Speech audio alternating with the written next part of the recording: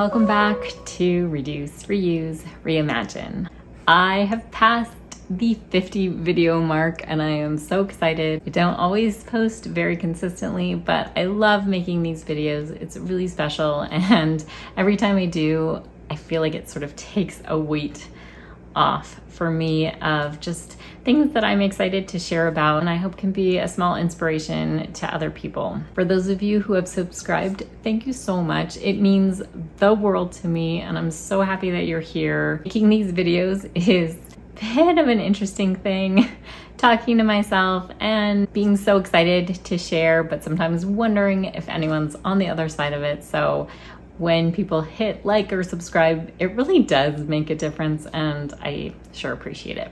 So feeling in sort of a celebration mode for having done over 50 videos, I wanted to share about making birthday crowns today. I'm sure a lot of you have seen these. If you research birthday crowns, or especially Waldorf birthday crowns, they've become quite a popular thing, especially in sort of the Waldorf community or for babies on their first couple of birthdays. This is something that was super important to me when my kids were born, and so I did make them each a crown in time for their first birthdays, and then they have worn them every year since. So it's so special to have sort of a series of photos of them in these crowns throughout the years. While this video is not necessarily a tutorial, I will just kind of talk about the process of how I made these, and then I did just make a couple recently along with some birthday party cone hats. And the reason I wanted to share on this channel is just, I think anytime we have something that can be reused year after year, instead of having sort of the throwaway option, the better. I feel like birthday crowns, I don't see quite as often in sort of a paper disposable way, but definitely I see party hats, birthday party hats, or like New Year's party hats, the cone-shaped hats with the little elastic on them. And of course, if we ever have any in our household that have come home from a birthday party, we save them for years and years. But I think most people just throw them away, or they intend to save them and they get crushed. So I really like the idea of making these out of fabric. They're a lot more durable and you can customize them, and I think they're a whole lot cuter. And they really don't have to be that hard to make. You know, some of the ones online, especially under Waldorf birthday crowns, can be super intricate and elaborate and gorgeous, but they really don't have to be super complicated to be special. This is the first one I made. I made it for my daughter, and I had never done any embroidery before, but I got some embroidery thread and I sketched a design on a piece of paper, and then I just tried it. I'm super impressed with how it came out. I love it so much.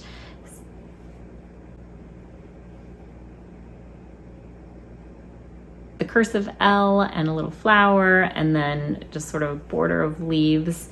And because this is actually doubled up felt, all of that is covered in the back by the other piece. And then I did a blanket stitch around the top and around the bottom, and then I just left an opening for this. This is basically a piece of elastic that I covered with sort of a casing of fabric, which is sort of like next level. I think you can just put a piece of elastic and be fine. When my daughter was a baby, all I did was just I safety pinned the piece of elastic to make it smaller so it would fit on her head. And then as she's grown, it has just sort of grown with her. This is the first year she asked me if maybe I could make it a little bit bigger. I had tried to measure it on my own head when I made it, thinking like it would just take her through all the years, but I guess she wants it to be a little bit bigger. Yeah, I guess that's a little tight. Maybe I hadn't quite measured it on my own head. So that's one design. I'm going to show you the one I made for my son as well, and then I'll just kind of talk about the process. This is the one I made for my son. I feel like it's a little less elaborate than my daughter's, or at least in terms of the embroidery, although I did put quite a bit of details. Life was a little busier. So on this one, I cut out little felt leaves and sewed them on. And so I just did his initial here and then some little stars, and again the blanket stitch around the top and the piece of elastic covered in the fabric on the back. This is just such a special tradition. They don't wear them all day necessarily, but it's so fun to just have these crowns out on the mornings of their birthdays and to get a picture of them in this crown every year. Like I said, it's really cool to see the collection of all the years in the crown, and they store really well. As precious as they are, I feel fine just sort of like throwing them into our birthday box because they're not gonna get crushed or anything. It's just fabric. It doesn't even get wrinkled because it's felt. I did a quick search before sitting down to make this, and many of the tutorials I saw for making crowns, whether it's birthday crowns or crowns for British Christmas crackers, which I love the idea of having reusable crowns for that, so then we're done with fabric. And I think that's awesome. So I should definitely try that. But what I loved about the ones that I made for the kids was dealing with felt is so easy. I just made the basic shape I wanted, cut out the felt in 2 pieces, and then stitched them together. No machine needed. I mean, I put love and care into them, but it was not that hard. I did try making one with some fabric. I used felt on the other side of it, sort of a sturdy wool felt, and then I put fabric on this side. I probably should have pinned it better because it's a little wonky, but it worked.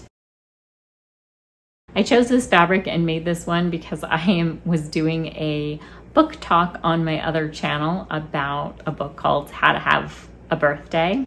I thought this was a good match, although I didn't end up actually showing it in that video. See, I just put a piece of elastic on the back of this one. You don't really have to cover it in the casing. It's super easy.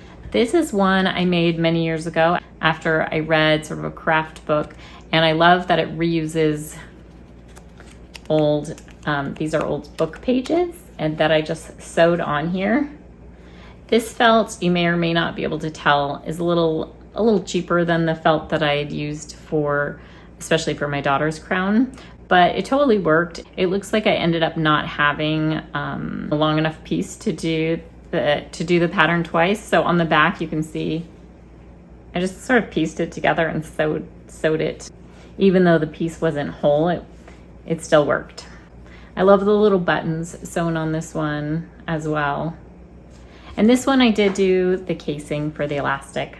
And then another one that I just made that I did wear in my other video, if you want to see that, there is a link below. I just used 2 pieces of felt again and did a blanket stitch, but this time instead of embroidering, I just cut pieces of felt, and I was gonna sew them on, but I was just not feeling it, so I just glued these on. But I think it came out really cute. I really love it. And honestly, if you don't want to do the blanket stitch, although I think it looks really cute, you could just glue 2 pieces of felt together. It's sturdy enough that it stays up. This felt might be a little bit better quality than some, but I think 2 pieces of felt should definitely work.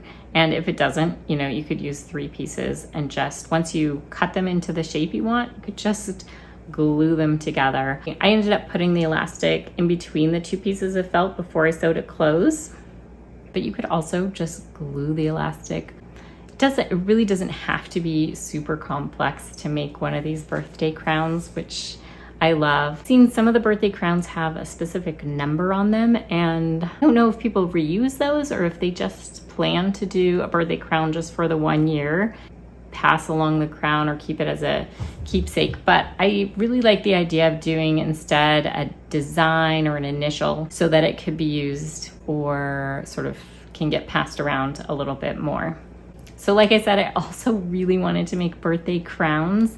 And the way I did this was we happened to have a birthday crown, I think, that came home from a party many, many years ago. And we've kept, because that's what I do.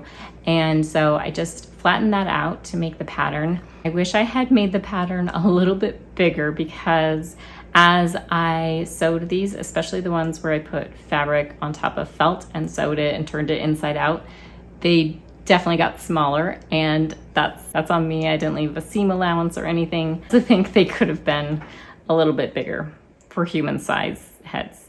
One of our stuffed animals wearing it. This is London.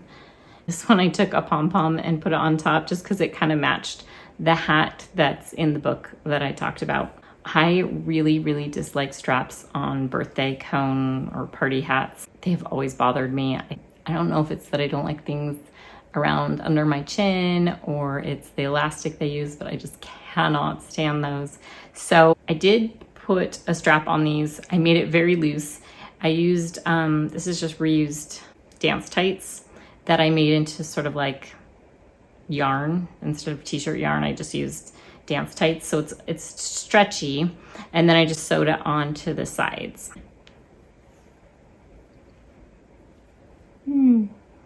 So it's a little less annoying than the straps that are on the store-bought ones. This is another birthday cone hat I made, and this one I sewed 2 strings to the sides. Well, it's sort of like a fancy yarn, which I thought fit the hat and the theme perfectly.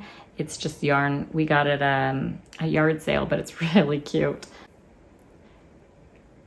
It's definitely not as bad as the little piece of elastic. And I remember those little pieces of elastic snapping my chin by accident when I was a kid. And this one, I can just take right off. No snapping. And then this is the last one I made. That was the birthday cone hat. This one I made out of a piece of felt that we got. That's a really nice thick wool felt. So I only needed 1 piece and it's very sturdy. And then I just cut out a star and hot glued it on. So as you can see on these ones, I just stitched up the back to stitch the 2 sides together up the back. And then I did a blanket stitch around the bottom just for funsies. And this one also I used that t-shirt yarn. Okay, maybe I made that a little too loose. If any of you watched my doily video, I also remembered that I made this one really quickly just with a piece from an old bed sheet and put elastic on the back. So yes, not too detailed in the tutorials, but I just wanted to show that it is doable and it's pretty darn easy. It does not require complicated sewing skills to make these. I would love to share the patterns that I have, which are just from the crowns and hats that I made. Don't know where to share those. If I think of where to put those, I will link to it below. Maybe I'll put them on my Substack, on my website somewhere. But yes, I love this option, especially around times like New Year's or kids' birthday parties when people might just be buying those hats with the intention of just throwing them away. I love the idea of having one or a set that's custom made that can be used year after year.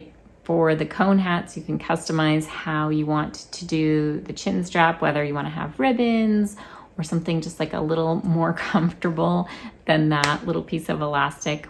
Even a thicker piece of elastic would be good. And the birthday crowns are so fun. And yes, there are tons of those out there. I'm sure there are much more detailed tutorials, and I know Etsy sells crowns and there's some truly gorgeous ones. But I also think it's really special to make your own and to customize it. I love seeing the kids in the crowns every year. It brings me so much joy, and I love knowing that even in those like really hard, bleary-eyed infant days that I made those for the kids. That feels really special and I'm really proud of that. And I think that anything that someone custom makes for their own kids or for kids in their lives, I think that's really, really special. And you can add details about that kid or their lives or their initials or their name. And I think it just adds to the specialness of having that birthday crown. And making it with felt, even if you have to custom order like a better quality felt for the project, I think it's totally worth it. But you really don't have to. I've also found really awesome materials and felt at thrift stores and at garage sales. So once you know it's a project you want to make, just keep your eyes peeled. And same thing with the embroidery thread. I see that all the time at thrift stores and garage sales. Super easy to get. Anyway, that is all for today. Thank you again for being here. I'm feeling pretty awesome that I've kept showing up and been making these videos. It really means a lot to me, and it really means a lot to have people on the other side. So thank you so much. It really means the world. Our actions can and will make a difference. Bye.